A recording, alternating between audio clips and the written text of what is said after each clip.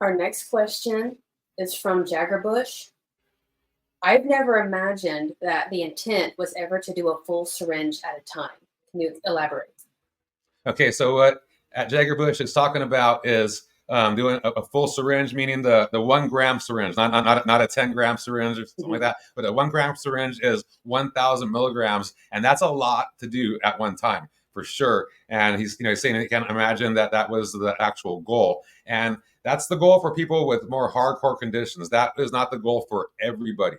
All Okay. right. So there are some people, like a few people that do the full gram a day, that don't have hardcore conditions, but they're just like cannabis lovers and they can handle that, Right. and they're seasoned veterans, that have been around cannabis forever. But for the general population, the people that do the full gram, those are people that have hardcore conditions. The most popular being cancer, but but other things as well. Like MS, lupus, glaucoma, like I have, etc.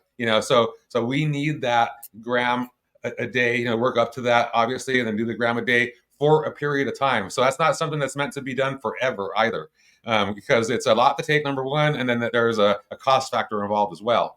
So that high dose is taken generally for a short window of time, and it's usually about 45 to 90 days once you've worked up to that 1 gram per day. And you do that until you overcome the situation, and then you taper down into a maintenance phase, which can be like roughly about 1 gram per week to maintain the results that you've gotten. Otherwise, if you just stop doing everything Right. altogether, you're going reverse. So you want to maintain the results by doing roughly about 1 gram per week, and it could be like 100, 200, all the way up to 400 milligrams per day, kind of a thing. But that's what we found.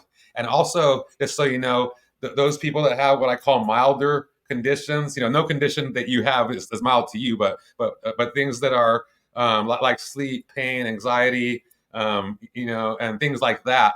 They don't need as much, okay, as you would to overcome that major condition, and they can get away with sometimes 50 milligrams to 100 milligrams per day just to overcome it and maintain their condition. Gotcha. Which is really super cool for them.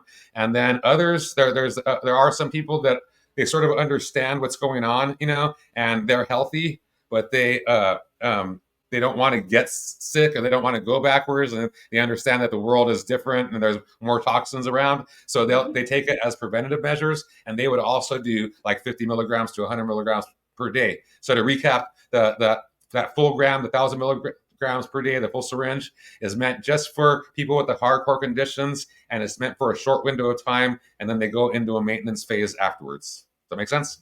Yes, it does. Thank you.